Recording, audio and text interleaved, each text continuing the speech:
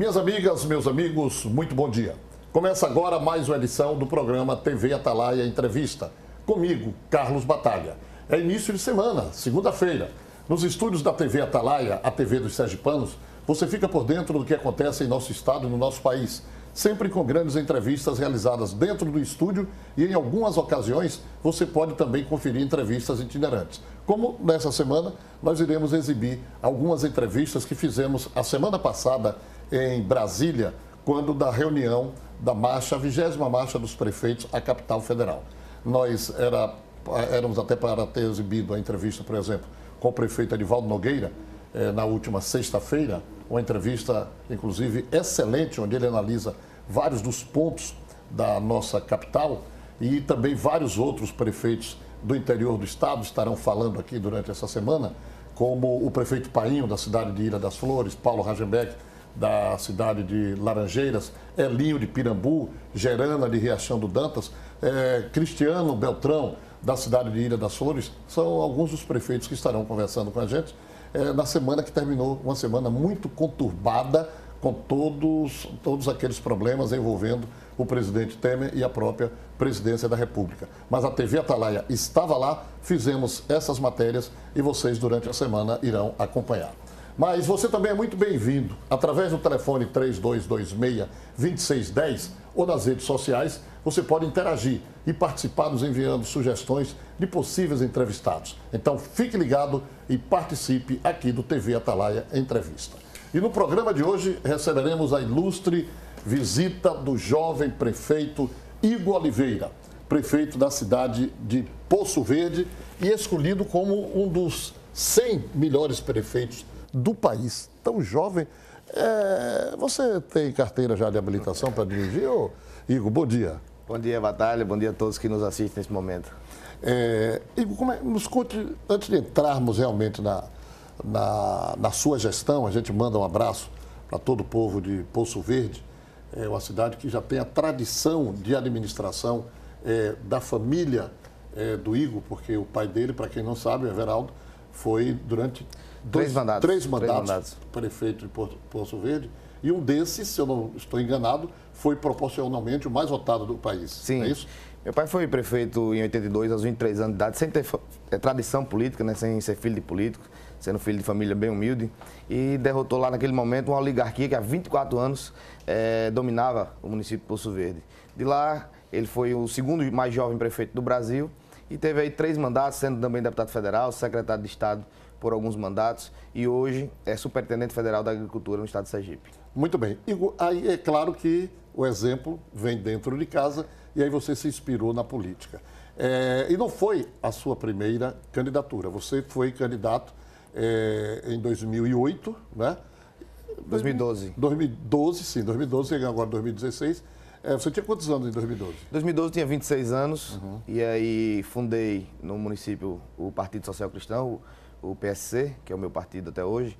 De lá a gente veio trilhando uma caminhada ao longo do ano 2010, 2011, fazendo aquela política mesmo perto das pessoas, ouvindo o povo de Poço Verde, levando uma proposta diferenciada.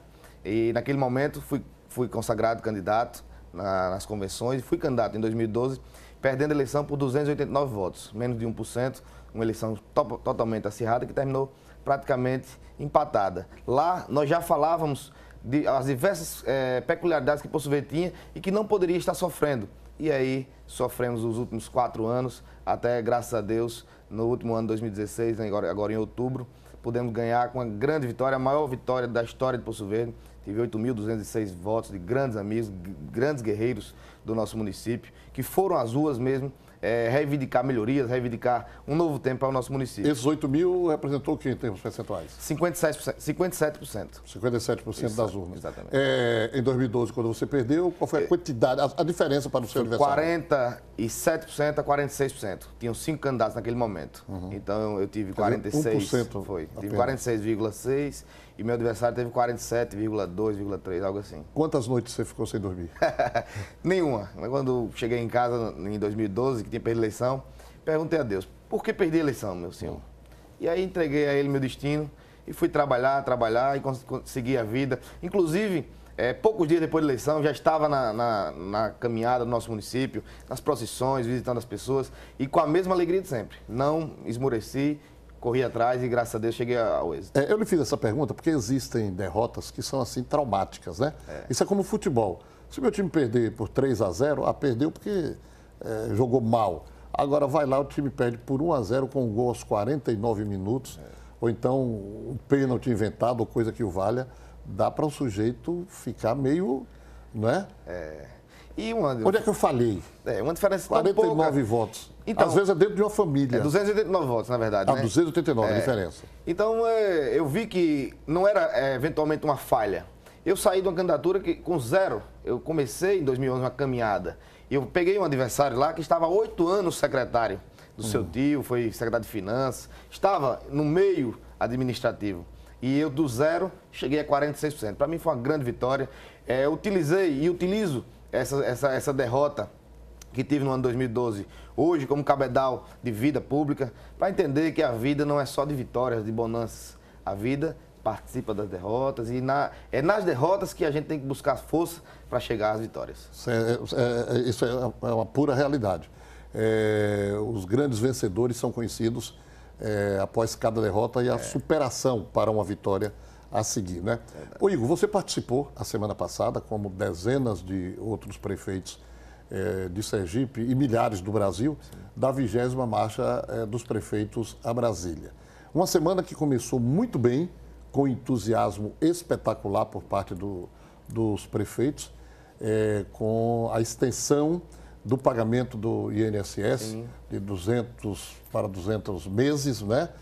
Com carência de 6 meses e benefícios outros que a população, por exemplo, o povo de Poço Verde, de Sergipe, que está me acompanhando agora, pode pensar assim, bom, e o que é que eu vou ganhar com isso? É a prefeitura que vai ter 200 meses para pagar. Não, você está ganhando indiretamente, porque tendo essa folga no caixa, né, Igor? Sim. E nenhuma prefeitura está com caixa folgado, você pode fazer aplicações em outras áreas. E eu vou lhe dar um dado, pegando a ideia do INSS. Eu, logo após a eleição, comecei a ir aos órgãos públicos, entender mais ou menos como estava a situação do nosso município. E estive em Brasília, no INSS, com o Leonardo Gadelha, que é o presidente, e o Leonardo me passou um apanhado no município de Poço Verde. Encontramos um município com um débito de 19,7 milhões de reais.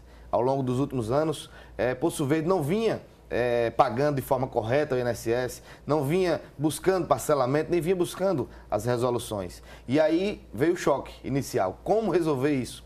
Já no dia 20 de março, tive bloqueado o meu FPM, fui buscar na Receita Federal, foi questões de PASEP, e no dia 10, o INSS, 10 de abril, o INSS sacou todo o dinheiro que entrou de FPM.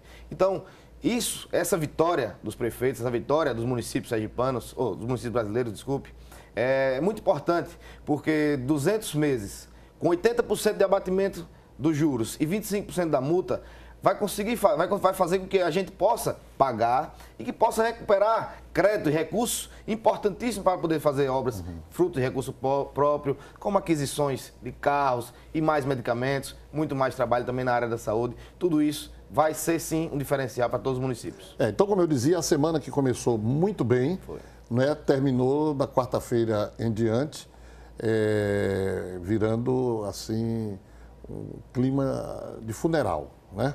À noite foi oferecido um jantar aos prefeitos que lá estavam e o clima era de absoluta tristeza em função do que pode vir a acontecer no país. Ninguém está sabendo de mais nada. Hoje é segunda-feira, estamos começando a semana. Certamente nós teremos muitos desdobramentos aí, não é, com relação a essas denúncias da JBS, mas isso é um outro problema. E aí é um detalhe que eu quero deixar muito bem claro aqui e pedir o seu testemunho.